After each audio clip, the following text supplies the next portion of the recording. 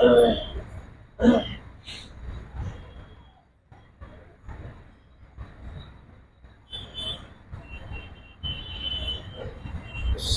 علیکم ورحمۃ اللہ وبرکاتہ۔ بسم اللہ الرحمن الرحیم۔ الحمد لله الذي أنزل على عبده الكتاب ولم يجعل له عوجا وتبارك الذي جعل في السماء بروجا وجعل فيها سراجا وقمرا منيرا وأشهد أن لا إله إلا الله وحده لا شريك له له الملك وله الحمد وأكبره تكبيرا وأشهد أن سيدنا ومولانا محمدا عبده ورسوله الذي أرسل إلى الناس كافة بشيرا ونذيرا وصلى الله تعالى عليه وعلى آله وأصحابه وأزواجه وذرياته وبارك وسلم تسليما كثيرا كثيرا. أما بعد، فأعوذ بالله من الشيطان الرجيم. بسم الله الرحمن الرحيم. اقرأ باسم ربك الذي خلق خلق الإنسان من علق اقرأ وربك الأكرم الذي علم بالقلم علم الإنسان ما لم يعلم. حضرات علماء کرام، مشائخ اعظام، میرے دینی اور اسلامی بھائیوں، عزیز طلباء اور پیارے بچوں، یہ ہماری اور آپ کی سعادت مندی اور خوش بختی ہے کہ اللہ کریم نے ہمیں اور آپ کو ایک ایسی نورانی اور بابرکت اور مقدس مجلس میں شریک ہونے کی سعادت عطا فرمائی ہے، جس میں نبی آخر الزمان حضرت محمد صلی اللہ علیہ وسلم کا ذکر مبارک ہوتا ہے۔ اللہ ہمارے اور آپ کے اس میں بیٹھنے کو اپنی بارگاہ میں اس عنوان سے قبول فرما لیں کہ اس پورے مجمع میں سے ایک ایک فرد کو مغفرت کی بھیک مل جائے۔ میرے ایمان والے بھائیوں، ہم سب مغفرت کے بھکاری ہیں، اور مغفرت وہ بھیک ہے جو اللہ کے در کے سوا کہیں سے نہیں مل سکتی۔ اللہ ہم سب کو مغفرت کی بھیک سے مالا مال فرمائے۔ آج خلاف معمول بچوں کے شور کی آواز بہت آ رہی ہے۔ یہاں کے سامعین تو ماشاءاللہ بڑی ذمہ داری کے ساتھ میں بیٹھتے ہیں اور سنتے ہیں۔ یہاں کے پروگرام کی خصوصیت یہ بھی تو رہی ہے، یہاں شور شرابہ بالکل نہیں ہوتا، لیکن آج ہو رہا ہے تو اس پہ قابو پائیں۔ آج میرے لیے ایک بڑی آزمائش یہ بھی ہے کہ استاذ العلماء فقیہ عصر حضرت مولانا مفتی شبیر احمد صاحب قاسمی دامت برکاتہ عالیہ جیسی عظیم شخصیت یہاں تشریف فرمائیں۔ ایسے اہل علم اور جبال علم کے درمیان کچھ بھی بولنا میں سمجھتا ہوں کہ ایک بڑی آزمائش ہے۔ آپ دعا فرمائیں کہ اللہ مجھے حق بات کہنے کی توفیق عطا فرمائے، اللہ آپ کو صحیح سننے کی توفیق بخشے، ہم سب کو کہنے سننے سے کہیں زیادہ عمل کی توفیق عطا فرمائے۔ حضرت خواجہ عزیز الرحمن صاحب مجذوب نور اللہ مرتضی سچ کہہ گئے اور حق کہہ گئے، کامیابی تو کام سے ہوگی۔ آپ دیکھیں الفاظ میں سادہ نہیں، اور اللہ والوں کے سادے الفاظ دلوں کی گہرائیوں میں اترتے چلے جاتے ہیں، پھر وہ چند الفاظ دل میں ایک صالح انقلاب برپا کرتے ہیں، اور وہ صالح انقلاب عام عمل کی شکل میں ظاہر ہو جاتا ہے۔ کامیابی تو کام سے ہوگی، نہ کہ حسن کلام سے ہوگی، فکر اور اہتمام سے ہوگی، ذکر کے انتظام سے ہوگی۔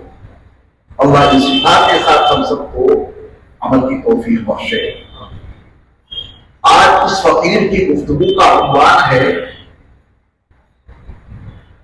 رسول اللہ صلی اللہ علیہ وسلم کی مکی زندگی کے روشن نقوش میں کوشش کروں گا کہ قرآن و حدیث کے تناظر میں اس اہم موضوع پر چند ضروری باتیں آپ کی خدمت میں پیش کروں. رسول مکرم صلی اللہ علیہ وسلم کی 23 سالہ پیغمبرانہ زندگی 2 حصوں پر منقسم ہے. آپ کی 23 سالہ پیغمبرانہ زندگی کا ایک حصہ 13 سالوں پر مشتمل ہے اور آپ کی 23 سالہ پیغمبرانہ زندگی کا دوسرا حصہ 10 سالوں پر مشتمل ہے. 13 سالہ زندگی کو مکی زندگی کہا جاتا ہے اور پیغمبرانہ زندگی کے آخری 10 سال جو آپ علیہ السلام نے مدینہ منورہ میں گزارے وہ 10 سالہ مدنی زندگی ہے. قرآن مجید کی جو 114 سورتیں ہیں وہ بھی اسی ترتیب پر 2 حصوں پر منقسم ہیں. 86 سورتیں مکی ہیں کیونکہ نبی کی 13 سالہ پیغمبرانہ زندگی مکے میں گزری اور 28 سورتیں مدنی ہیں کیونکہ نبی علیہ السلام کی 23 سالہ پیغمبرانہ زندگی کے آخری 10 سال مدینے میں گزرے ہیں. اب یہ 86 مکی سورتیں اور 28 مدنی سورتیں اگر ہم اور آپ سمجھنا چاہتے ہیں تو اس کے لیے لازم اور ضروری ہے کہ نبی کی وہ 13 سالہ مکی زندگی سمجھی جائے. نبی علیہ السلام کی وہ 13 سالہ مکی زندگی 86 مکی سورتوں کی تفسیر ہے اور قرآن مجید کی وہ 28 سورتیں جو مدنی ہیں وہ رسول اکرم صلی اللہ علیہ وسلم کی 10 سالہ مدنی زندگی کی تفسیر ہے. اب چونکہ آج مکی زندگی کے چند روشن نقوش مجھے آپ کی خدمت میں پیش کرنے ہیں قرآن مجید کے حوالے سے تو میں نے اپنے خطبے میں ان آیات کا انتخاب کیا جہاں سے رسول مکرم صلی اللہ علیہ وسلم کی مکی پیغمبرانہ زندگی کا آغاز ہوتا ہے. آپ علیہ السلام کی مکی پیغمبرانہ زندگی کا آغاز اقرأ باسم ربک الذی خلق سے ہوتا ہے. جبل نور کی آخری چوٹی پر بنے ہوئے غار حرا میں جب محمد بن عبداللہ کی ذات گرامی پر اس اولین وحی کا نزول ہوا تو آپ محمد بن عبداللہ کے مقام سے بلند ہو کر محمد رسول اللہ صلی اللہ علیہ وسلم کے مقام پر فائز ہوئے. یہاں سے آپ کی پیغمبرانہ زندگی کا مکی پیغمبرانہ زندگی کا آغاز ہوتا ہے. آپ علیہ السلام کی جو 13 سالہ مکی زندگی ہے دعوتی نقطۂ نظر سے وہ 3 حصوں پر مشتمل ہے. پہلا حصہ دعوتی نقطۂ نظر سے 3 سالوں پر مشتمل ہے جو خفیہ دعوت کا دور کہلاتا ہے. اس کے بعد 10 سال علن اعلان دعوت کے دور پر مشتمل ہیں لیکن سرزمین مکہ پر اور اسی کا تیسرا گوشہ ہے دعوت کے نقطۂ نظر سے بیرون مکہ اسلام کی دعوت نبی آخر الزمان حضرت محمد صلی اللہ علیہ وسلم کے درمیان. تو 13 سالہ مکی پیغمبرانہ زندگی دعوتی نقطۂ نظر سے ان 3 مرحلوں پر مشتمل ہے. نمبر 1 خفیہ دعوت کا دور، نمبر 2 علن اعلان دعوت کا دور مکے میں، نمبر 3 علن اعلان دعوت کا دور بیرون مکہ. آج ہماری گفتگو کے یہ 3 بنیادی محور ہیں. اسی کے تناظر میں مکی زندگی کے کچھ روشن نقوش آپ کی خدمت میں پیش کرنے کی کوشش کروں گا انشاءاللہ. جبل نور کی آخری چوٹی پر بنے ہوئے غار حرا میں جب رسول مکرم صلی اللہ علیہ وسلم پر اس اولین وحی کا نزول ہوا آپ علیہ السلام اس اولین وحی کو لے کر اپنے گھر میں تشریف لائے. سیدہ خدیجہ الکبریٰ رضی اللہ تعالی عنہا کو رسول اللہ صلی اللہ علیہ وسلم نے اس وحی سے روشناس کرایا۔ سیدہ خدیجہ رضی اللہ تعالی عنہا اسلام میں وہ پہلی خاتون ہیں، آزاد خاتون، جنہوں نے رسول کرم صلی اللہ علیہ وسلم پر سب سے پہلے ایمان قبول کیا۔ اس اولین وحی کے پیغام پر بھی سرسری نظر دوڑانا کیوں ضروری ہے کہ اس کی اہمیت اور اس کی افادیت اور اس کی ضرورت ہمارے اور آپ کے سامنے بھی اجاگر ہو جائے۔ اس اولین وحی میں 2 مرتبہ اللہ نے پڑھنے کا حکم دیا۔ ہماری اور آپ کی زندگی بھی پڑھائی کے انہی دونوں حصوں پر منقسم رہنی چاہیے۔ پہلا دور ہے خالق ارض و سما اور خالق انسان کی معرفت کا حصول، یہ پڑھائی کا پہلا حصہ ہے۔ اقرأ باسم ربک الذی خلق، آپ پڑھیے اس اللہ کے نام سے جس نے پوری کائنات کی تخلیق کی۔ اس جملے میں کائنات کا کوئی ذرہ باقی نہ بچا جو شامل نہ ہو۔ کائنات، زمین اور آسمان اور چاند اور سورج اور ستارے اور سیارے اور کہکشائیں اور یہ بہتے ہوئے دریا اور یہ بھاگے مانگتے ہوئے سمندر اور یہ جنگل، کائنات اپنی تمام پر وسعتوں کے ساتھ اس کا کوئی ذرہ باقی نہ بچا جو الذی خلق میں شامل نہ ہو۔ اس آیت کے مضمون کو سامنے رکھتے ہوئے نبی علیہ السلام کے اولین مخاطبین کا نگاہوں میں رہنا بہت ضروری ہے کہ اللہ نے اپنے آخری نبی علیہ السلام کو مکے میں جب مبعوث کیا تو آپ کے جو اولین مخاطبین تھے جن کے درمیان آپ یہ اولین وحی کا پیغام دے کر گئے، وہ اولین مخاطبین عقائد و نظریات کے لحاظ سے اور عمل کے لحاظ سے کیسے تھے؟ آپ علیہ السلام کے مکہ المکرمہ کے اولین مخاطبین فکر و نظر، عقیدہ و عمل کے لحاظ سے 2 طبقوں میں تقسیم تھے۔ ایک طبقہ ان لوگوں کا تھا جو سرے سے اللہ کے وجود کو ہی نہیں مانتے تھے۔ ان کا یہ کہنا تھا کہ کائنات اپنے آپ بن گئی ہے، کائنات کا نظام چلانے والا کوئی نہیں، کائنات کو بنانے والا کوئی نہیں، یہ ساری کائنات اپنے آپ بن گئی اور کائنات کا سارا نظام اپنے آپ چل رہا ہے۔ میرے مصطفیٰ کو ایسے مخاطب ملے تھے۔ زندگی گزر گئی، مجھے بھی خطاب کرتے کرتے حضرت علامہ مولانا مفتی شفیع صاحب برکاتہ عالیہ کی دنیا کے نجانے کتنے ملکوں میں گئے، ایسے مخاطبین سے ہمارا سابقہ ابھی تک تو پڑا نہیں۔ ہمیں تو ایمانداری ملتے ہیں، ایمانداروں کو سمجھانا کتنا آسان ہے۔ اگر وہ مخاطب ملے مجھے کہ دیگر واعظین ہو جن کا دعویٰ یہ ہو کہ اس کائنات کا بنانے والا کوئی نہیں اور کائنات کے نظام کو چلانے والا کوئی نہیں، انہیں کیسے سمجھایا جائے؟ اصل حاضر میں ایک مثال پیش کروں گا۔ ایک شخص سعود کا رہنے والا اویس اقبال ملحد، اس کا دعویٰ ہے اور بڑے بڑے مناظرے کرتا ہے، وہ ڈیبیٹ کرتا ہے، اس کے سامنے کوئی ٹک نہیں پا رہا ہے۔ یقین جاننا اویس اقبال سے زیادہ ضدی اور عنادی لوگ میرے مصطفیٰ کو ملے تھے، وہ وہی مخاطبین تھے۔ میرے مصطفیٰ انہیں سمجھائیں اس طبقے کا نام قرآن نے رکھا ہے کافر۔ کائنات اپنے آپ بن گئی، اپنے آپ چل رہی ہے، رات اور دن کی گردش میں اس گردش لیل و نہار کے پیچھے کسی قوت کی کوئی کار فرمائی نہیں ہے۔ سورج اپنے آپ وقت پہ نکلتا ہے اور اپنے آپ وقت پہ غروب ہو جاتا ہے۔ یہ موسم کی تبدیلیاں خود بخود ہو رہی ہیں۔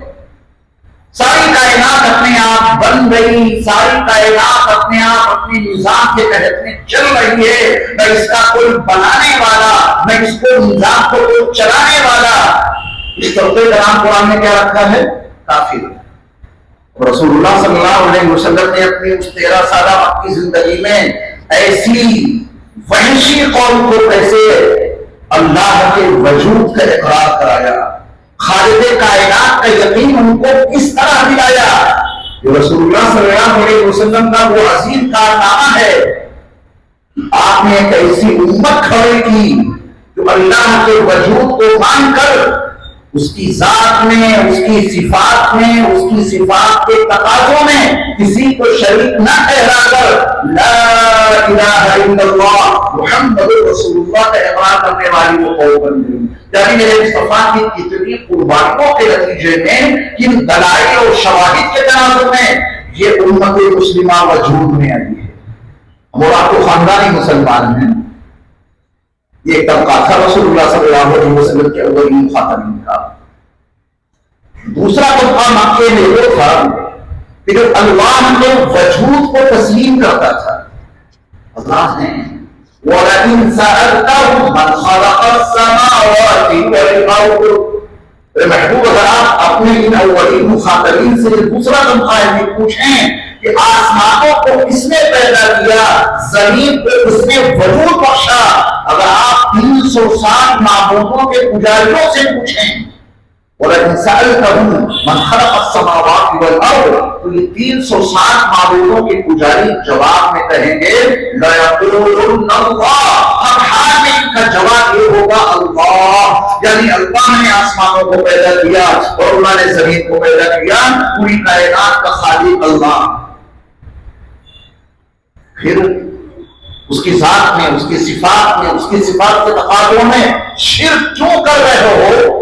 ان کا جواب تھا ما نعبدهم الا ليقربونا الى الله. ہم تو ان کی پوجا صرف اس لیے کرتے ہیں کہ ہمیں اللہ سے قریب کر دیں. وہ طبقہ ہے. قرآن مجید میں اس طبقے کا نام ہے مشرک. کیا نام ہے اس کا؟ مشرک. اللہ کے وجود کو مان کر اس کی ذات میں، اس کی صفات میں، اس کی صفات کے تقاضوں میں جو شرک کرے، اللہ کو مان کر اس کے وجود کو تسلیم کر کے اس کو خالق اور اس کو مالک اور اس کو رزاق مان کر کے پھر بھی اس کی ذات کے صفات یا صفات کے تقاضوں میں شرک کوئی کرتا ہے، اس کا نام مشرک. اور ایک کافر الکافرون الکافرین، ایک مشرک المشرکون المشرکین. وہ مطلب سمجھ گیا. یہاں اہل کتاب نہیں تھے. مدینے میں رسول اللہ صلی اللہ علیہ وسلم کو جو مخاطبین ملے تھے وہ 3 طبقوں میں تقسیم تھے. اور آپ کی مکتوبات سیرت میں اگر کسی صاحب کے ذمے مدنی زندگی کے روشن نقوش اگر یہ موضوع کسی کے ذمے ہے تو اس کو اجاگر کریں گے. میں تو اپنے موضوع پر گفتگو کروں گا انشاءاللہ. یہ 2 طبقے ہیں. نبی کریم صلی اللہ علیہ وسلم کو جو پہلا پیغام دیا گیا جبل نور کی آخری چوٹی پر بنے ہوئے غار حرا میں، ذرا اس پیغام کی معنویت پہ نگاہ دوڑائیں، اس کے مفہوم کو سمجھیں کہ یہ آیات نبی علیہ السلام کے اولین مخاطبین کے لیے کس اکسیر اور کس دوا کا کام کریں گی. یہ آیات اس کا مفہوم دیکھیں. اقرأ باسم ربک الذی خلق. میرے محبوب آپ پڑھیے اپنے اس رب کے نام سے جس نے ساری کائنات کو وجود بخشا. میں نے عرض کیا کہ کوئی ذرہ باقی نہ بچا جو اس میں شامل نہ ہو. یہ کائنات اپنی تمام تر وسعتوں کے باوجود اس کا تذکرہ قرآن کی اس آیت میں موجود ہے. وَالسَّمَاءَ بَنَيْنَاهَا بِأَيْدٍ وَإِنَّا لَمُوسِعُونَ. ہر لمحہ یہ کائنات وسعت پذیر ہے اور یہ کائنات اپنی وسعتوں کی انتہا تک بھی پہنچ جائے اور ضرور پہنچے گی. ہر ذرے کا خالق اللہ. قرآن کی پہلی آیت میں یہ مضمون مذکور، اس کا مطلب اللہ نے یہ علاج پہلی وحی نے دے دیا ہے کہ میرے محبوب مکے کی سرزمین پر جو آپ کے اولین مخاطبین ہیں تو کسی خالق کو نہیں مانتے. یہ کائنات اپنے آپ بندے کا کہنا ہے. جا کے ان کو بتا دینا یہ پیغام دے کر یہ کائنات اپنے آپ بنی نہیں ہے بلکہ بنائی گئی ہے. یہ کائنات کا نظام اپنے آپ چل نہیں رہا ہے بلکہ اس کا ایک چلانے والا ہے. پیغام سمجھ گیا؟ اب ایک مستقل موضوع ہے بگ بینگ. یہ لوگوں نے بہت زیادہ آج موضوع کر رکھا ہے کہ کائنات کا بنانے والا کوئی نہیں. یہ بہت بڑا دھماکہ ہوا تھا. اگر آپ قرآن پڑھیں گے تو دماغ کی بتی جل جائے گی، روشن ہو جائے گا دماغ. وہ بگ بینگ बड़ा धमाका हुआ था, तमाम साइंसदान इसको तस्लीम करते हैं। कुरान कहता है हुआ नहीं था, किया गया था। तो ये फर्क है। वो धमाका अपने आप हुआ जिससे कायनात वजूद में आई, या किसी मुदब्बिर ने, किसी मुंतजिम ने, किसी आलिमुल गुयूब व शहादा ने निहायत मुनज़्ज़म प्लान के तहत में वो धमाका किया था। धमाका हुआ या किसी मुदब्बिर ने धमाका किया, ये खत्ते इम्तियाज है कुफ्र और इस्लाम के दरमियान का। कुफ्र कहना है बिग बैंग हुआ, कुरान कहना है मेरे रब ने किया। अवलम यरल्लज़ीना कफ़रू अन्नस-समावाति वल-अर्द कानता रत्क़न फ़फ़तहनाहुमा वजअलना मिनल माइ कुल्ल शैइन हय्य। आप मज़ामीन को पढ़ेंगे तो कुरानी अज़मत, उसकी रिफ़ात शान दिलों की गहराइयों में उतरती चली जाएगी। अल्लाह ने हज़रत इंसान की अज़मत को उजागर करते हुए, जबकि वो इंसान उस मखलूक में शामिल हो गया था, इक़रा बिस्मि रब्बिकल लज़ी खलक़, हज़रत इंसान की अज़मत को उजागर करने के लिए अलग से कहा खलक़ल इंसान मिन अलक़। और इसके अंदर जो अलग है उसकी तफसीर आप हज़रात उलमाए किराम से मालूम करें। कितना बड़ा सिस्टम, कितना बड़ा गैबी निज़ाम है एक इंसान को वजूद में लाने के। इतना छोटा सा वजूद जो सुई की नोक पर ठहर जाए, वो कोई और नहीं था, हम और आप। सुई की नोक पर हमारे न जाने कितने वजूद ठहर सकते थे, न जाने कितने वजूद, 19 एक वजूद इतना छोटा, उसके छोटे पन को ज़बान से बयान नहीं किया जा सकता, किसी मीटर से उसे नापा नहीं जा सकता। इतना छोटा वजूद किसका था? हमारा और आपका। और उस छोटे से वजूद में पाप के वजूद का पूरा डीएनए मौजूद है। 1952 में जो टेस्ट वजूद में आया, डीएनए टेस्ट, इसने तो अल्लाह की कुदरत और उनके जान और जलाल को समझने के लिए बड़े रास्ते खोल दिए। इतना छोटा सा वजूद, उसके अंदर पाप के वजूद का पूरा डीएनए मौजूद है। वो अंदर दाखिल हुआ एक अंडे में, और वो अंडा अंदर मौजूद वो छोटा सा जरसूमा उस अंडे को धकेल कर माँ के रहम के उस हिस्से पे जाके चिपका देता है जहां से उसे ग़िज़ा हासिल करनी है। वजूद बढ़ रहा है, वजूद बढ़ते बढ़ते माँ के रहम में ये पूरा वजूद बना या बढ़ा? बना नहीं, बढ़ा है। ये सारा वजूद उस छोटे से जरसूमे में था। उसमें आंखें भी थी, और उसमें कान भी थे, उसमें नाक भी थी, उसमें चेहरा भी था, उसमें धड़कता हुआ दिल भी था, सारा वजूद था। अल्लाह ने उस जिंदा वजूद को मां के पेट में बढ़ाया है। खलक़ल इंसान मिन अलक़, जो समझ लेगा वो कुफ्र की सरहदों को तोड़ता हुआ ईमान की ममलिकत में जरूर आए। जो दुनिया की कोई ताकत नहीं रोक सकती, वो कुफ्र की ममलिकत में ठहर नहीं सकता, क्योंकि इतना पेचीदा निजाम है हज़रत इंसान की तख्लीक का। तभी मक्की सूरतों में से एक सूरत फयंजुरिल इंसान मिम्मा खुलिक़, उसकी एक आयत जिसमें अल्लाह का सिर्फ इतना सवाल है, हर इंसान को इस बात पर गौर कर लेना चाहिए किस चीज से पैदा किया गया। देखिए आप कुरान की जानियत, अगर आप ये सूरत समझना चाहते हैं तो नबी अलैहिस्सलाम की मक्की जिंदगी देखें कि नबी अलैहिस्सलाम की मक्की जिंदगी के रोशन होश में क्या क्या तालीमात पोशीदा है। और ये वो तालीमात हैं जिन्होंने कुफ्र के ऐवान में सिलसिला बर्पा कर दिया। बड़े बड़े कुफ्फार अल्लाह के वजूद के कायल हो गए। हर जाति से कुरान ने हमको समझाया है। ये बहुत मोटी अक्ल के लोग थे। आप कुरान का अंदाज़ तखातुब देखिए, मक्की सूरत का एक हिस्सा, अफला यंजुरून इलल इबिली कैफ़ खुलिक़त, क्या ये लोग ऊँट को नहीं देखते किसे कैसे पैदा किया गया? अल्लाह तक तो तुम्हारी रसाई अभी हुई नहीं, और अल्लाह को तुम पहचान नहीं रहे हो, उसका इनकार कर रहे हो।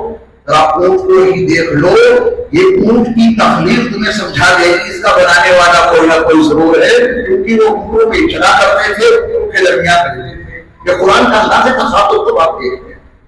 अफला यंजुरून إلى الإبل كيف خلقت, کھلے آسمان کے نیچے رہتے تھے. اللہ نے فرمایا وَإِلَى السَّمَاءِ كَيْفَ رُفِعَتْ, کیا یہ لوگ آسمان کو بھی نہیں دیکھ رہے ہیں کہ اس کو بلند کیسے کیا گیا؟ یہ ابراہیمی مسجد کی چھت ڈالی گئی, کتنا لوہا, کتنا سریا, کتنا سیمنٹ, کتنا بدر کو, کتنے پائے, کتنی دیواریں استعمال کی نہیں, تب جا کے چھت اٹھی ہے. آسام جیسی اتنی عظیم شان چھت بغیر کسی پلر کو اٹھی ہے. اس کا کوئی نہ کوئی تو بنانے والا ہوگا. یہ آسمان پہ نگاہ دوڑاؤ کہ اس کی بلندیاں, جو آسمان کی وسعتیں, تمہیں اس کا بنانے والا ضرور سمجھا دیں گے. وَإِلَى الْجِبَالِ كَيْفَ نُصِبَتْ, کیا یہ لوگ پہاڑوں کو نہیں دیکھتے کہ ان کو گاڑا کیسے گیا؟ پہاڑ اوپر جو نظر آتے ہیں بہت کم ہیں, یہ اوتاد ہیں, زمین کی میخیں ہیں. اور میخ کے بارے میں آپ جانتے بھی ہیں کہ میخ ہمیشہ اندر زیادہ ہوتی ہے, اوپر کم دکھائی دیتی ہے. یہ میخ کا اصول ہے. قرآن نے پہاڑوں کو اوتاد کے عنوان سے متعارف کرایا ہے. جدید سائنس نے فزیکلی طور پہ ثابت کر دیا کہ پہاڑ واقعی اوپر تو بہت کم دکھائی دے رہے ہیں, اصل تو یہ اندر گڑے ہوئے ہیں. ان پہاڑوں کو دیکھو, ان کا بنانے والا تمہاری سمجھ میں خود آ جائے گا. وَإِلَى الْأَرْضِ كَيْفَ سُطِحَتْ, اس زمین پر تم چلتے پھرتے ہو, اس کے بچھاؤ کے انداز کو دیکھو. ہر 5 کلومیٹر کے بعد تم ڈاؤن ہوتے ہو, یا ہر 5 کلومیٹر کے بعد تم اپ ہوتے ہو. اللہ نے زمین کو ایسے بچھایا ہے. آپ اس پر چلتے ہیں, ٹرین سے, بس سے, کار سے, موٹر سائیکل سے, پیدل, ہر 5 کلومیٹر کے بعد یا پورے ڈاؤن, یا ہر 5 کلومیٹر کے بعد یہ اب کیسا گولا ہے, کیسا اس کا منظرنامہ ہے. اس کا بنانے والا کوئی نہ کوئی ضرور ہے, اور اس کو ایسے بچھانے والا کوئی نہ کوئی ضرور ہے. دیکھیے کتنے سادے انداز میں قرآن نے اللہ کے منکرین کو اللہ کا وجود سمجھا دیا. اور پھر بہت زیادہ باریک سائنسداں ہے.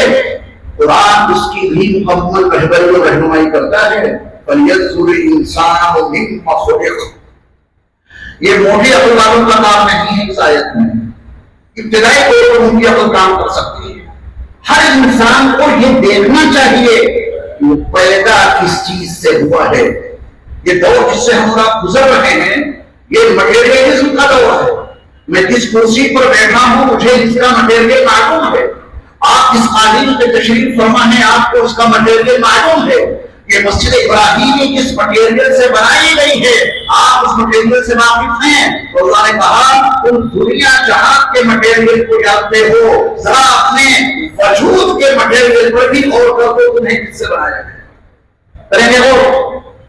بولو, اپنے وجود پہ غور کریں گے کس مٹیریل سے بنایا گیا. میاں کوئی مٹیریل ہاتھ نہیں آئے گا, یہی تو ان کی شان ہے. کوئی مٹیریل ہاتھ نہیں آئے گا. کوئی چھوٹا سا نطفہ جس کا تذکرہ قرآن کی ابتدائی وحی میں من علق کے ساتھ میں موجود ہے, وہ چھوٹا سا نطفہ اندر گیا تھا, اور اندر جاتے ہی ماں کے رحم کا جو مدخل ہے وہ بند, اور چاروں طرف سے رحم پہ اس میں کچھ داخل ہوگی, وہ چیز اندر سے نکلے گی. اس پیک رحم میں وہ چھوٹا سا جرثومہ گیا, رحم چاروں طرف سے پیک ہو گیا. قرآن کہنا یہ چاہتا ہے فَلْيَنظُرِ الْإِنسَانُ مِمَّ خُلِقَ کہ اس بند اور پیک رحم میں تمہارے پتھر کے دام ادھر سے داخل ہو گئے. اس بند اور پیک رحم میں بالوں کا مٹیریل ادھر سے داخل ہو گیا. اس بند اور پیک رحم میں یہ ہڈیوں کا پورا ڈھانچہ کدھر سے پہنچ گیا. اس بند اور پیک رحم میں یہ ناخن کا مادہ کدھر سے داخل ہو گیا. اس بند اور پیک اور اندھیرے کے مقام میں دیکھنے والی آنکھیں کیسے تیار ہو گئی. اس تنگ و تاریک مقام پر یہ سننے والے کان بنا کس نے دیے اور قوت سماعت اس میں کس نے بھر دی؟ یہ ناک کس نے وہاں تیار کی اور قوت شامہ اس میں کس نے رکھ دی؟ یہ بولتی ہوئی زبان کس نے تیار کر دی؟ یہ پہلوں میں دھڑکتا ہوا دل کیسے بن گیا؟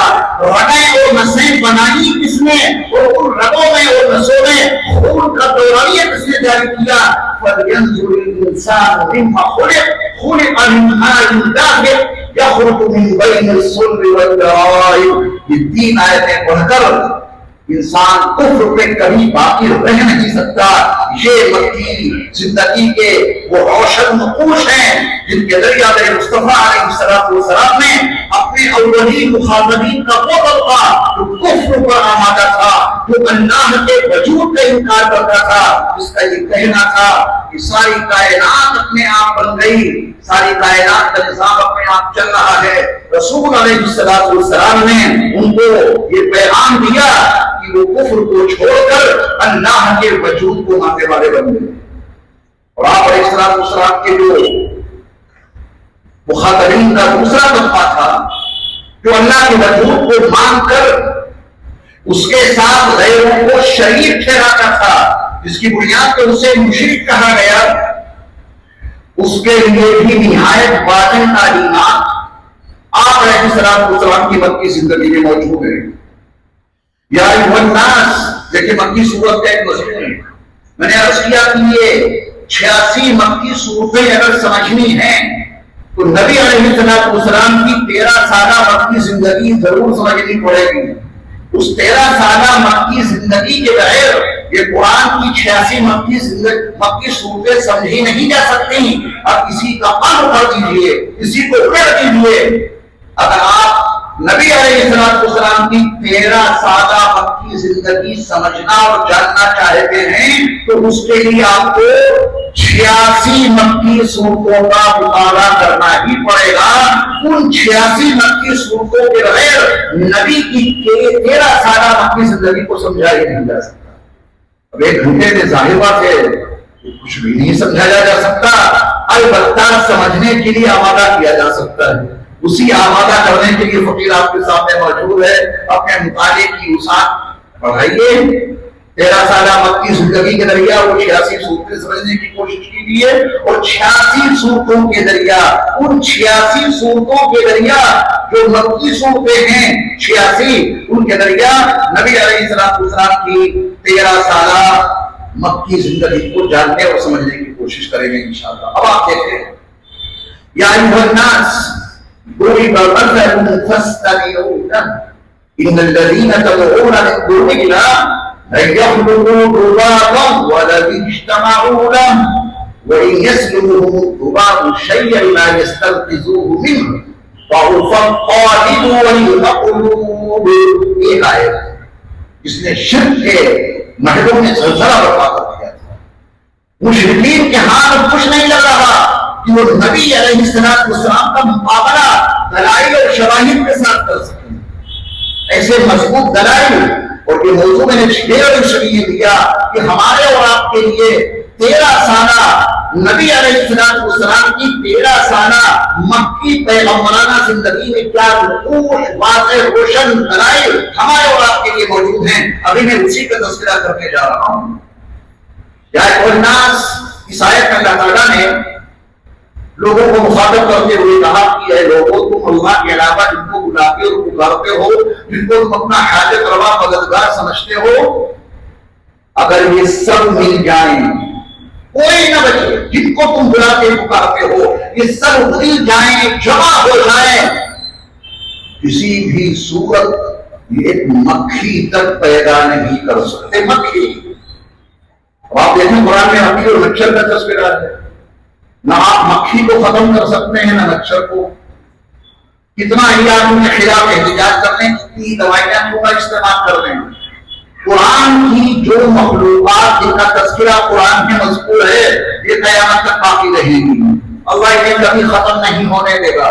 اگر مکھی اس روئے زمین سے ختم ہو جائے اور اسے ایک مکھی بھی اس روئے زمین پر موجود نہ رہے تو یا ایھا الناس، ضرب مثل فاستمعوا له ان الذين تدعون من دون الله لا يخلقون ذبابا. تو ذباب کی آیت آپ سمجھیں گے جیسے کہ مکھی نہیں دیکھیں گے آپ. ان اللہ لا یستحی ان یضرب مثلا ما بعوضہ. اگر اس روئے زمین سے مچھر ختم ہو جائیں تو اس آیت کو آپ سمجھیں گے کیسے؟ جتنے بھی قرآنی جانور ہیں اللہ انہیں قیامت تک باقی رکھے گا، کیونکہ یہ قصوں کہانیوں تاریخ کی کتاب نہیں ہے، یہ کلام ہدایت ہے، یہ کلام نصیحت ہے، اور ہدایت اور نصیحت کے لیے افہام اور تفہیم لازم ہے. تو سارے لوگ مل کر ایک مکھی نہیں بنا سکتے. موقع نہیں ورنہ میں آپ کو سمجھاتا کہ میڈیکل سائنس کے لحاظ سے مکھی پر اور مچھر پر اور شہد کی مکھی پر اور دیگر ان جانوروں پر جو قرآن میں مذکور ہیں کیا کیا تحقیقات آئی ہیں. رب تعالیٰ کی قسم ایک ایک تحقیق ایسی ہے جو آج کے دور میں قرآن کی صداقت کو، اس کی حقانیت کو الگ اعلان ثابت کر رہی ہے. یہ مشرکین سے خطاب ہے کسے تو پکار رہے ہو؟ اللہ کی ذات میں اور اس کی صفات میں اور اس کی صفات کے تقاضوں میں تم کنہیں شریک ٹھہرا رہے ہو؟ یہ سب مل کر ایک مکھی پیدا نہیں کر سکتے. پھر اللہ نے تنزیل کی، یعنی اور نیچے اتر کے بات کی. مکھی پیدا کرنا تو بہت دور کی بات ہے. تم جن کو اللہ کے علاوہ بلاتے اور پکارتے ہو ان کے سامنے سے اگر یہ مکھی کوئی چیز لے کے چل دے، ان کا چڑھاوا رکھا ہے سامنے اور اس میں سے وہ مکھی کچھ لے کے بھاگ جائے، تو تمہارے ان معبودوں میں اتنی سکت نہیں اور تمہارے ان معبودوں میں اتنی طاقت اور قوت نہیں، اتنا اختیار اور اقتدار نہیں کہ اپنا چڑھاوا ہی وہ مکھیوں سے چھین لیں. ضعف الطالب والمطلوب. نبی علیہ السلام کے اولین مخاطبین مکے کے کفار ہیں، ان کو اللہ کے وجود پہ یقین دلانا، اور آپ کے اولین مخاطبین مشرکین ہیں، ان کو شرک کی دلدل سے نکال کر وحدانیت کے مقام پہ فائز کرنا، اکیلے اللہ کا وجود تسلیم کرانا. یہ معمولی انقلاب نہیں تھا جسے برپا کیا ہے عبداللہ کے ذل یقین اور آمینہ کے رخت جگر اور عبد المطلب کے پوتے اور ابو طالب کے بھتیجے اور اللہ کے اس آخری رسول نے جن سے بہتر شخصیت پر آج تک سورج طلوع نہیں ہوا اور ان سے حسین بخرا ابتدائے آفرینش سے آج تک شام کی ضیاء پاش کی انہوں نے نہیں دیکھا، جن کے آتے ہی رحمت برسنے لگی. رسول صلی اللہ علیہ وسلم کی شان. تو اللہ تعالیٰ ہمیں اور آپ کو نبی علیہ السلام کی 13 سالہ مکی پیغمبرانہ زندگی کے واضح اور روشن نقوش سے سبق لینے کی توفیق بخشے. آپ علیہ السلام کا جو میں نے دعوتی دور، دعوت کے لحاظ سے 3 دور میں نے آپ کو بتائے ہیں. میں ایک دور کا تذکرہ بڑے اختصار کے ساتھ کروں گا. عصر حاضر میں اس کی روشنی میں اپنا جائزہ لوں کہ میں کس طبقے میں شامل ہوں. آپ اپنا جائزہ لیں میں کس حصے میں داخل ہوں. جو جس مقام پر جو جس طبقے میں شامل ہے اس کے لحاظ سے وہ رسول اللہ صلی اللہ علیہ وسلم کی 13 سالہ مکی زندگی سے اکتساب فیض کرے. میرے مصطفیٰ علیہ السلام کی زندگی کا ایک لمحہ بھی ایسا نہیں جس سے فیض نہ اٹھایا جائے. ہر لمحہ قابل اکتساب فیض ہے. اپنی حالت دیکھو، نبی کی زندگی متعین کرو، زندگی کا حصہ متعین کرو، اس سے روشنی لو، قدم آگے بڑھاؤ. رسول علیہ السلام کی خفیہ دعوت کا دور 3 سالوں پر مشتمل ہے. کیا ہم نے اپنی زندگی میں کبھی نبی علیہ السلام کا یہ طریقہ کار اپنایا؟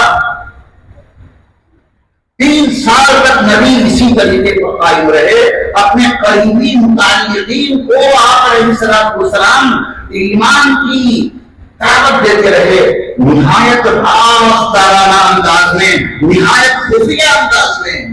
ہمارے اور آپ کے دوست ایسے ہیں جو اسلام سے منحرف ہیں، ایسے بھی ہیں جو پڑھتے تو ہیں لا الہ الا اللہ محمد رسول اللہ صلی اللہ علیہ وسلم، لیکن وہ اصل ایمان سے، اصل قرآن سے، اصل احادیث سے بہت دور جا چکے ہیں.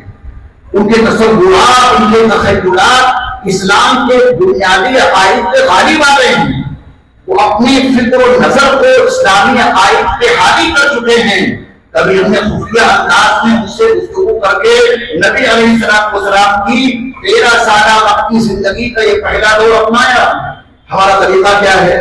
کسی کے بارے میں معلوم ہوا کہ وہ اسلام کے نظریات کو عقائد اور اسلام کے بنیادی اعمال کے خلاف کچھ بول رہے ہیں، تو ہم نے ان کی کوئی ویڈیو سن لی یوٹیوب چینل پہ، تو ہم اپنے یہاں بیٹھے بیٹھے یوٹیوب پہ اپنا بیان ان کے خلاف ریکارڈ کرا دیتے ہیں. یہ نبی کی زندگی کے کون سے حصے کتابیں جاری ہیں؟ یہ نبی علیہ السلام کی 13 سالہ مکی زندگی کے کون سے حصے سے اختصار پیش کیا؟ اگر ہمیں کسی کے بارے میں یہ معلوم ہوا کہ وہ اسلامی فکر سے، اسلامی خطوط سے منحرف ہو رہا ہے، اسے ویڈیو کے ذریعہ، یوٹیوب چینل پہ کوئی پیغام کے ذریعہ اسے سمجھانا ہے، اس سے کتنے فتنے پھیلیں گے. ہم اور آپ اس سے بالکل ناآشنا ہو کر یہ کام کر رہے ہیں. نبی علیہ السلام کی 13 سالہ مکی زندگی کا ابتدائی خفیہ دعوت کا دور جو 3 سالوں پر مشتمل ہے، نبی علیہ السلام نے اس خفیہ دعوت کے دور میں ایک ٹیم تیار کر دی، وفاداروں جانساروں کی ایک جماعت تیار نہایت خفیہ انداز میں. اور وہ ایسے جانسار اور ایسے فداکار تھے کہ نفاق نام کی کوئی چیز نبی کی اس اولین جماعت کو جو آپ نے مکے میں تیار کی تھی، صحابہ کی جماعت، نفاق ان کے قریب نہیں آ سکتا تھا. نفاق کی بنیاد تو مدینے میں پڑی ہے، پورا مکہ نفاق سے خالی ہے. یہ نبی علیہ السلام نے ابتدائی 3 سالوں میں نہایت رازدارانہ انداز میں وفاداروں اور جانساروں کی ایک ٹیم تیار کی. 3 سال کے بعد اللہ آپ کو حکم دیتے ہیں، وَأَنذِرْ عَشِيرَتَكَ الْأَقْرَبِينَ، اے محبوب آپ اپنے قریبی رشتہ داروں کو ڈرائیے. 3 سال کے بعد اللہ نے حکم دیا ہے. آپ علیہ السلام نے اس کے لیے 2 دعوتوں کا، کھانے کی دعوتوں کا اہتمام کیا. یہ ہمارے بات کے لیے نشان راہ ہے نبی کا یہ عمل. عدل اعلان کسی کو کوئی بات سمجھانے کے لیے نبی علیہ السلام نے طریقہ کار اپنایا ہے. 3 سال کے بعد، رازدارانہ دعوت و تبلیغ کے 3 سال کے بعد، وَأَنذِرْ عَشِيرَتَكَ الْأَقْرَبِينَ، آپ علیہ السلام نے دعوت کو بلایا اپنے قریبی لوگوں کو. لیکن پہلا نظام ابو لہب نے فیل کر دیا. میرے مصطفیٰ علیہ السلام کچھ کہتے، اس سے پہلے ہی اس نے پوری دعوت کا نظام، دعوت کھانے کے بعد اس مقصد کو درہ برہم کر دیا. نبی علیہ السلام نے دوسری دعوت کی، کھانے پر بلایا، اور اس میں آپ علیہ السلام نے ان کے سامنے اصل پیغام رکھا. آپ کو مشکلات کا سامنا کرنا پڑا، اور پھر اللہ نے آپ کو حکم دیا، فَاسْتَعْ بِمَا تُؤْمَرُ وَأَعْرِضْ عَنِ الْمُشْرِكِينَ. یہ حکم پاتے ہی میرے مصطفیٰ کوہ صفا ہو جاتے ہیں اور یا صباحا کی ندا لگاتے ہیں. پورا مکہ آپ کے قدموں میں جمع ہو گیا. عدل اعلان نبی علیہ السلام نے ان کے سامنے دعوت پیش کی. اب آپ علیہ السلام نے جیسے ہی عدل اعلان ان کے سامنے اسلام کی دعوت پیش کی، تو اب آپ کی مخالفت کا دور شروع ہوا. میں اپنے آپ کو دیکھتا جاؤں، آپ اپنے آپ کو دیکھتے جائیں. مخالفت کے اس دور سے ہم اور آپ گزر رہے ہیں. شکوہ اور شکایتوں کو درکنار کر کے نبی کے اسوہ مبارکہ کو اپنا کر، جس کے لیے اللہ نے فرمایا لَقَدْ كَانَ لَكُمْ فِي رَسُولِ اللَّهِ أُسْوَةٌ حَسَنَةٌ، اس کو نبی علیہ السلام کی اس 13 سالہ پیغمبرانہ زندگی کے 3 سال خفیہ دعوت کے دور، الگ اعلان دعوت کا دور 10 سال اندرون مکہ اور بیرون مکہ، 5 مرحلوں سے گزرنا پڑا ہے. نبی علیہ السلام کو الگ اعلان دعوت کے دور سے لے کر اور ہجرت تک 5 مرحلے طے کیے ہیں نبی علیہ السلام نے.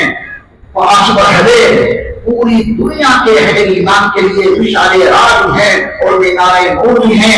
اللہ کرے کہ حقیقتوں کو ہم جاننے والے بن جائیں. آپ علیہ السلام نے جیسے ہی خفیہ دعوت کے دور کے گزر جانے کے بعد الگ اعلان دعوت کا کام شروع کیا، تو ایک دم سے لوگ آپ کے قتل کا منصوبہ نہیں بنانے لگے. ایک دم سے آپ کے اوپر ظلم اور جبر اور تشدد نہیں برتنے لگے. تو 5واں مرحلہ ہے. پہلا مرحلہ دیکھنا، مخالفین میں وہ کفر والے بھی تھے اور شرک والے بھی تھے، انہوں نے رسول مکرم صلی اللہ علیہ وسلم کی مخالفت کی ہے. پہلا مرحلہ ہے ٹھٹھے بازی، مذاق، استہزاء. ان کا مذاق اڑاؤ، اتنا اڑاؤ تھک ہار کر اپنے گھر میں بیٹھ جائیں اور ایک اکیلے اللہ کی دعوت دینی چھوڑ دیں، اللہ کے وجود کو منوانا چھوڑ دیں، کفر و شرک دونوں متحد ہو گئے. نہ اللہ کا وجود ثابت کریں، نہ اللہ کے اکیلے ہونے کو ثابت کریں. اتنا مذاق اڑاؤ ہوتا، ایسے جملوں سے ان کو نوازو، ان پر اتنے جملے کسو، تھک ہار کے خود بیٹھ جائیں گے اپنے گھر میں. ذرا قرآن میں اس کی تعبیریں دیکھیں. وقالوا يا ايها الذي نزل عليه الذكر انك لمجنون. یہ مخالفت کے پہلے مرحلے کے مضامین نہیں سارے. انہوں نے کہا کہ وہ شخص جس پر قرآن نازل کیا جاتا ہے وہ تو مجنون ہے، مجنون، پاگل اور دیوانہ. یہ کس سے کہہ رہے ہیں؟ اسی شخص سے جس کی ذکاوت اور جن کے فہم اور جن کی عقل بندی پر ان کو اتنا اعتماد تھا کہ حجر اسود کی تنظیم کرنے میں، حجر اسود کو لگانے میں انہوں نے انتہائی فیصلہ مانا تھا. انہیں سب معلوم تھا کتنے سمجھدار ہیں، فہم اور عقل ان کی پیشانی سے چھلکتی تھی، ان کا وجود اتنا متبرک اور مبارک تھا، لیکن ان کے منصوبے کا حصہ تھا کہ ان کے جملے اتنے کسو، ان کی شان میں توہین اتنی کرو کہ تکاد قدرت میں اکیلے رہ جائیں گے.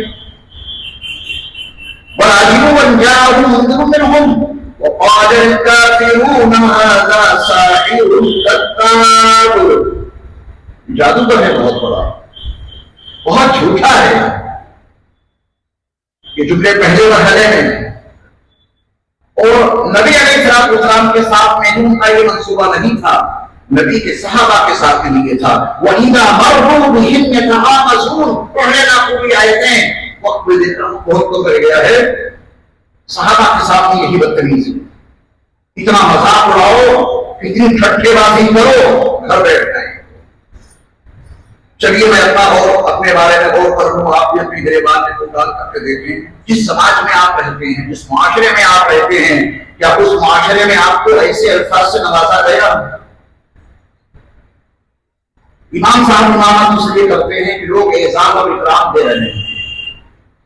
ایک جملہ اگر سخت کوئی کہہ دے امامت چھوڑ کے بھاگ جائیں گے، وہ سنبھالو اپنا کام، میں تمہارے جملے سنوں. کروڑ سلام ہو نبی اکرم صلی اللہ علیہ وسلم کی ذات گرامی پر. یہ امت جن قربانیوں کے بعد تیار ہوئی ہے، لا الہ الا اللہ محمد رسول اللہ کے پڑھنے والے مکہ مکرمہ کی سرزمین پر اپنے آپ تیار نہیں ہو گئے. ان کی تیاری میں میرے مصطفیٰ کی قربانیاں شامل ہیں. انہوں نے رسول مکرم صلی اللہ علیہ وسلم کو مجنون کہا، میرے مصطفیٰ نے اسے برداشت کیا.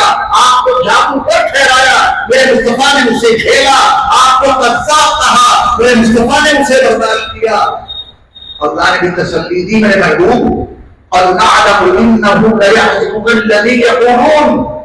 میرے محبوب مجھے خوب معلوم ہے، اللہ اپنے نبی سے کہہ رہے ہیں، خوب معلوم ہے ان کی باتیں آپ کو غمزدہ کر رہی ہیں، ان کی باتیں آپ کو بہت تکلیف پہنچا رہی ہیں. یہ جو صادق آپ کو کہتے تھے آج یہ قذاب کہہ رہے ہیں، یہ آپ کو امین کہتے تھے آج یہ آپ کو جادوگر ٹھہرا رہے ہیں. آپ کی عظمتوں کا اور آپ کی رفعت، آپ کی شان کی علوم بلندی کا اقرار کرتے تھے، آج یہ آپ کو مجنون کہہ رہے ہیں، دیوانہ کہہ رہے ہیں. اللہ فرمائے اپنے نبی سے، میرے محبوب مجھے خوب معلوم ہے ان کی یہ باتیں آپ کو تکلیف پہنچا رہی ہیں. اگلا جملہ ان کانوں سے نہیں دل کے کانوں سے سننا. اللہ نے فرمایا فَإِنَّهُمْ لَا يُكَذِّبُونَكَ. میرے محبوب یہ آپ کو تھوڑی نہ جھٹلا رہے ہیں، یہ آپ کو جھوٹا نہیں کہہ رہے ہیں. وَلَكِنَّ الظَّالِمِينَ بِآيَاتِ اللَّهِ يَجْحَدُونَ. لیکن ظالم لوگ اللہ کی آیتوں کا انکار کر رہے ہیں. جب تک آپ نے ان کو میری باتیں نہیں بتائی تھی یہ آپ کو صادق کہتے تھے، جب تک آپ نے ان کو میری وحدانیت کا پیغام نہیں دیا تھا تب تک یہ آپ کو امین کہتے رہے، آپ کو اپنی سردار بنا کے رکھا. اور جیسے ہی آپ نے ان کو میری وحدانیت کا پیغام دیا اب یہ آپ کو قذاب کہہ رہے ہیں، یہ آپ کو ساحر کہہ رہے ہیں، یہ آپ کو جادوگر مجنون دیوانہ بتا رہے ہیں. کہ آپ کو نہیں جھٹلا رہے، یہ ہماری آیتوں کا انکار کر رہے ہیں، یہ ہماری آیتوں میں جھٹلا رہے ہیں، ہم خود ان سے نمٹ لیں گے، آپ اپنے کام میں لگے رہیے۔ ہماری زندگی میں اس پہلے مرحلے کا کوئی عملی نمونہ موجود ہے؟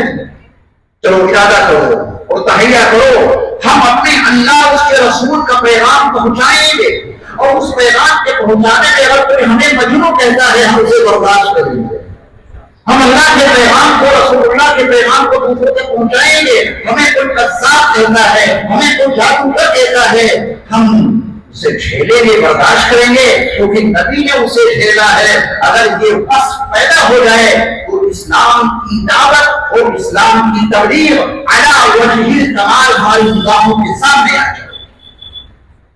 آج دعوت کے وہ اثرات اور تبلیغ کے وہ اثرات اور دعوت اور تبلیغ کی وہ محنت کیوں ٹھہر گئی جو مکے کی زمین پر میرے مصطفیٰ نے کی تھی؟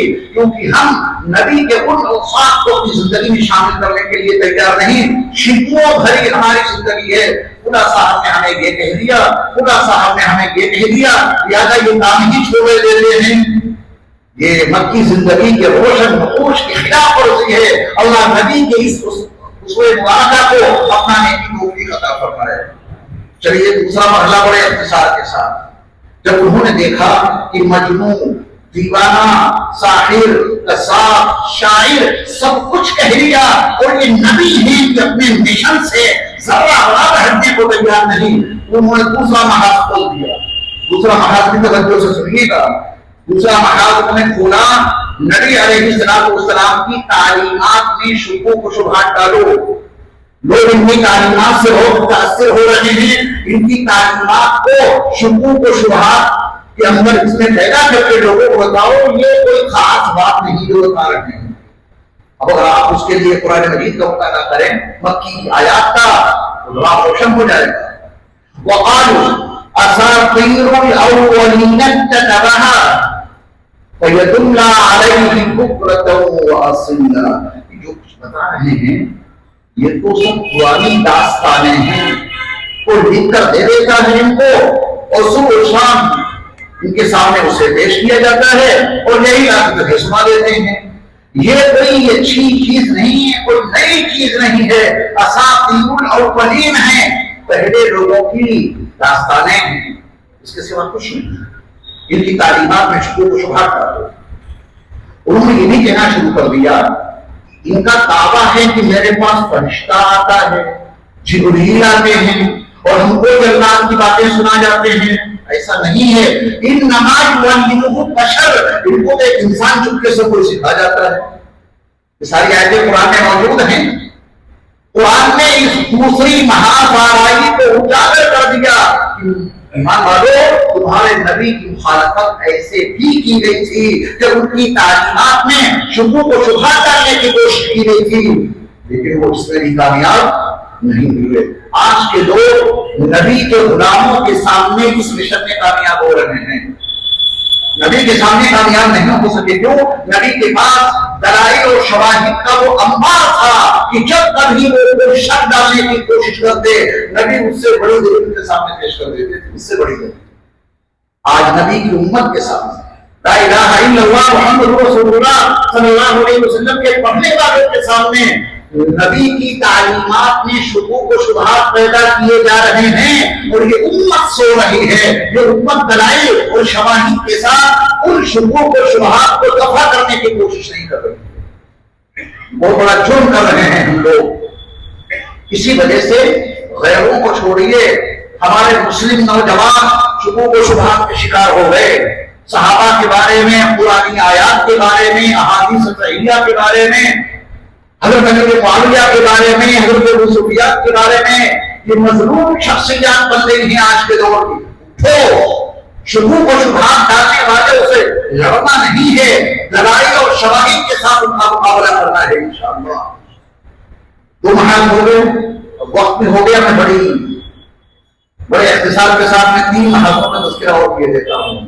تیسرا محاذ انہوں نے یہ کھولا کہ ہم تو ان کی تعلیمات میں جو بھی شکوک و شبہات ڈالتے ہیں، عجیب عجیب دلائل لا کے ہمارے مشن کو ختم کر دیتے ہیں۔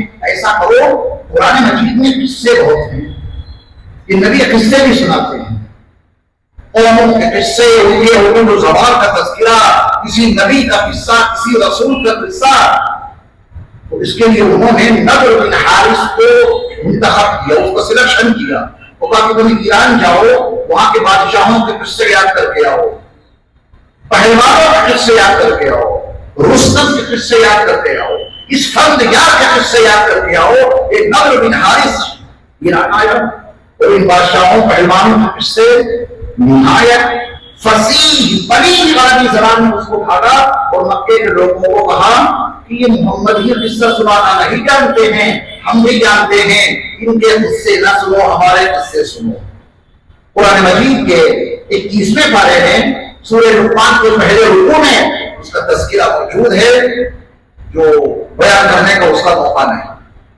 لوگوں نے نبی کے قصے سنے قرآن کے حوالے سے، اور نضر بن حارث کی زبانی بھی ایرانی لوگوں کے قصے سنے.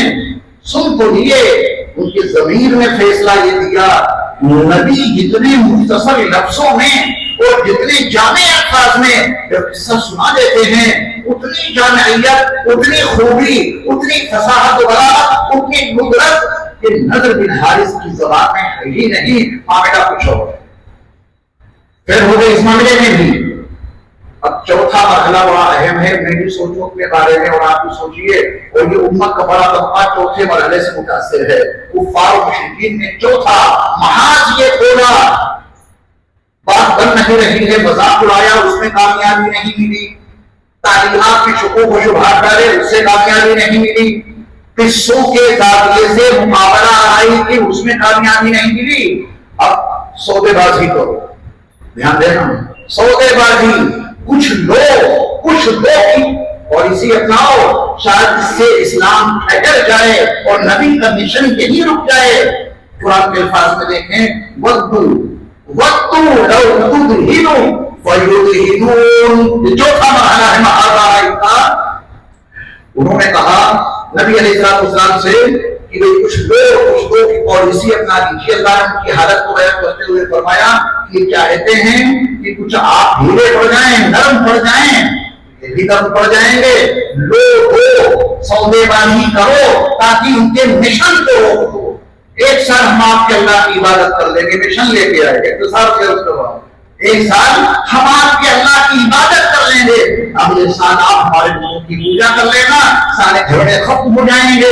وہ جھگڑا ختم نہیں کرنا چاہتے تھے، انہیں معلوم تھا یہ اسلام جس حقانیت کے ساتھ میں اٹھا ہے، جن دلائل اور شواہد کے ساتھ محمد رسول اللہ صلی اللہ علیہ وسلم نے اس اسلام کو پیش کیا ہے، اب یہ نہ رکنے والے سیلاب کی طرح بڑھتا ہی چلا جائے گا. کیا کیا جائے؟ کوئی تدبیر کارگر ثابت نہیں ہو رہی ہے. چلو کچھ دو وقت اس پالیسی کو اپنایا. ایک سال ہم آپ کے اللہ کی عبادت کر لیں گے، اگلے سال آپ ہمارے معبودوں کی پوجا کر لینا. دیکھو اللہ نے کتنے صاف لفظوں میں ان کی اس پیشکش کو ٹھکرا دیا. قل یا ایھا الکافرون لا اعبد ما تعبدون. پوری سورت پڑھ لینا. ان کے اس مشن کو اللہ نے ختم کر دیا. کوئی سودے بازی نہیں کی جا سکتی. آج ہو رہی ہے سودے بازی، نہیں ہو رہی. لوگ ایمان بیچ دیتے ہیں کرسی کے لیے، 4 کرسی کی 4 ٹانگوں کے لیے ایمان فروخت کیے بیٹھے ہیں. ایک معمولی سی گاڑی کے لیے نبی کا دین بیچے بیٹھے ہیں، اور یہ بھول جاتے ہیں کہ رسول اللہ صلی اللہ علیہ وسلم کی 13 سالہ مکی زندگی میں ہمارے لیے ایک روشن نقش موجود ہے. ہم اس سے سبق کیوں نہ حاصل کر لیں؟ جب کبھی ہمارے اور آپ کے سامنے عصر حاضر میں اس دور جدید میں کوئی سودے بازی کا موضوع آئے تو نبی کے اس مشن کو سامنے رکھ کر اسے ٹھکرا دینا. ہمارے اپنے دین کے موضوع پر اللہ اس کے رسول کے عنوان سے کوئی سودے بازی نہیں کی جا سکتی. اس میں میرا کام ہو گئے. آخری مرحلہ ہے، یہ آخری محاذ ہے. 5واں 4 محاذوں پہ فیل ہو گئے. ہم ظلم ہے اور جبر ہے اور تشدد ہے اور اکراه ہے. ظلم کی وہ داستان مکہ المکرمہ کی سرزمین پہ دہرائی گئی جس کی مثال نہیں. آپ صحابہ پہ ہونے والے مظالم کو پڑھیے. بلال حبشی کو کتنا ستایا گیا، عمار ابن یاسر کے ساتھ میں کتنا ظلم کیا گیا. دیگر صحابہ کرام رضوان اللہ تعالیٰ علیہم اجمعین کو مکے کی سرزمین پر کتنا ستایا گیا، وہ صحابہ ہی نہیں، میرے مصطفیٰ کے قتل کی سازش مکے کی سرزمین پہ تیار کی۔ وَإِذْ يَمْكُرُ بِكَ الَّذِينَ كَفَرُوا لِيُثْبِتُوكَ، اس آیت کو پڑھ لینا، پورا مضمون اس آیت کے اندر موجود ہے کہ نبی علیہ السلام کے قتل کا منصوبہ بنایا اور اللہ نے ان کو اس میں بھی ناکام کر دیا۔ یہ مکی زندگی کے چند واضح نقوش نہایت اختصار کے ساتھ میں نے آپ کے سامنے عرض کیے، اور محاذ آرائی کے یہ 5 مرحلے کو اتنے واضح اور بیک نقوش ہیں جو صاحب ایمان ان 5 مرحلوں کو، ان 5 محاذ آرائیوں کو سمجھ لے، وہ دنیا کے کسی بھی حصے میں اپنی زندگی میں اسلام کو برپا کرتے ہوئے رہ سکتا ہے۔ اور اگر کسی نے ان 5 محاذ آرائیوں کو نہیں سمجھا، وہ پہلے محاذ پہ ہی ناکام ہو جائے گا۔ جیسے مذاق اڑایا جائے گا تو کہے گا میں چھوڑو، چلے ہوئے اس سے کیا لینا دینا۔ کیا میں اپنی کچھ باتوں کو سمجھا سکا؟ اللہ مجھے اور آپ کو کہنے سننے سے کہیں زیادہ عمل کی توفیق عطا فرمائے۔ مضمون تو بہت زیادہ ہے کیونکہ 13 سالہ مکی زندگی کا مسئلہ تھا، لیکن اس کے چند ہی واضح نقوش میں نے آپ کی خدمت میں پیش کر دیے۔ اللہ تعالیٰ ہم سب کو عمل کی توفیق بخشے، اور میں دل کی گہرائیوں سے الحاج نسیم احمد صاحب کو مبارکباد پیش کرتا ہوں جن کی سید حمد اور جہد مسلسل سے الحمدللہ یہ خطبہ تسہیلت کا پروگرام اس مسجد میں منعقد ہو رہا ہے طویل زمانے سے، اور یہاں کے اکابر کے بزرگوں نے جس میں حضرت قرآن مفتی شبیر احمد صاحب قاسمی دامت برکاتہ العالیہ، حضرت قرآن مفتی محمد سلمان صاحب منصور پوری دامت برکاتہ العالیہ، ان سب کے مشوروں سے اس پروگرام کو برپا کیا گیا اور تسلسل کے ساتھ الحمدللہ جاری ہے۔ کتنے سال ہو گئے ہوں گے؟ ایک سال 14 16 اس پہ لکھ دیا کیجیے، آئندہ لکھیے گا 70واں، تاکہ لوگوں کو معلوم رہے، یادداشت رہے کہ اب تک کتنے پروگرام ہو چکے ہیں۔ یہ 16واں پروگرام ہے۔ بس 1 سال میں اس پروگرام میں غیر حاضر رہا حاجی صاحب مجھے شروع سے بلا رہے ہیں۔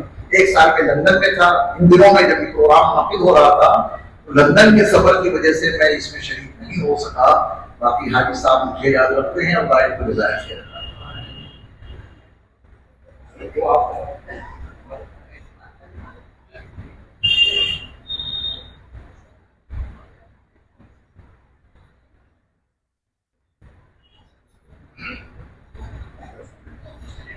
الحمدللہ رب العالمین والصلاة والسلام علی سید المرسلین وعلی آلہ واصحابہ اجمعین۔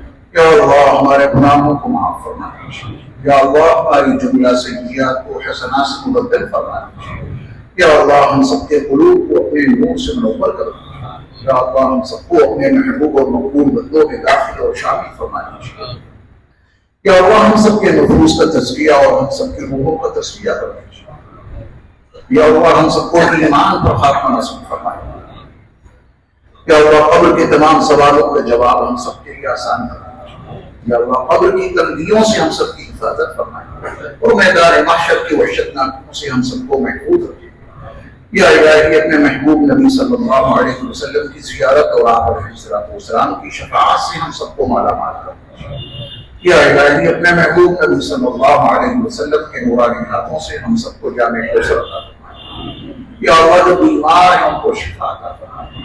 حاجی نسیم صاحب کے بھائی تسلیم صاحب بیمار ہیں اور بھی جتنے بیمار لوگ ہیں، یا اللہ سب کو شفا صحت عطا فرمائے، یا اللہ جو پریشان حال ہیں ان کی پریشانیوں کو دور رکھو، یا اللہ جو مقروض ہیں ان کے قرضوں کی ادائیگی کے لیے تمام اسباب غیب سے مہیا فرمائے، یا اللہ جو بے اولاد ہیں ان کو نیک اور سارے اولاد عطا فرمائیے، اور جن کی اولاد نافرمانی پر آمادہ ہے یا اللہ اسے فرما بردار بنا دیجیے، یا اللہ اس نافرمان اولاد کو ان کی والدین کی آنکھوں کا نور اور دین کو سرور بنا دیجیے، یا اللہ جن احباب نے ہم سے دعاؤں کے لیے کہا ہے یا لکھا ہے یا ان کا ہم پر حق ہے یا وہ ہم سے توقع رکھتے ہیں، میرے مولا ان کی تمام جائز مرادوں کو غیب سے پورا فرمانا، یا اللہ یہ خطبہ رسیدت کے پروگرام منعقد ہو رہے ہیں، یا اللہ ان کو ہدایت کا ذریعہ بنا دیجیے، جو سامعین یہاں آتے ہیں یا اللہ ان کو اپنے نبی صلی اللہ علیہ وسلم کی سیرت سے وابستہ کر دیجیے، کہنے سننے سے زیادہ عمل کی توفیق عطا فرمائیے، نبی علیہ السلام کو ہم سب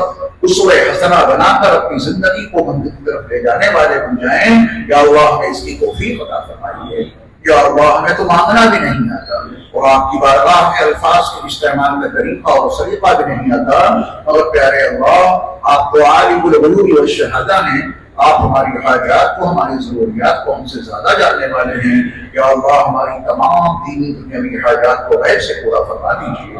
یا اللہ اس پورے مجمع پر خصوصی رحمتوں کا، برکتوں کا نزول فرما دیجیے۔ یا اللہ ہم سب سے راضی ہو جائیں، پیارے اللہ ہم سب سے راضی ہو جائیں۔ یا اللہ ہم اس قابل تو نہیں کہ آپ ہم سے راضی ہوں، مگر پھر بھی ہم سے راضی ہو جائیں۔ یا اللہ ہم سب مغفرت کے بھکاری ہیں، ہم سب کو مغفرت کی بھیک عطا کر دیجیے۔ ہر بلا، ہر مصیبت اور پریشانی سے ہماری حفاظت فرمائیے، حاسدوں کے حسد سے، شریروں کے شر سے، فتنوں کے فتنوں سے یا اللہ ہم سب کی حفاظت فرمائیے۔ یا اللہ حاجی نعیم افضل صاحب کی مغفرت فرمائیے، جنت الفردوس کو اعلیٰ مقام نصیب فرمائیے، ان کے تمام مباحثین کو صبر جمیل عطا فرمائیے۔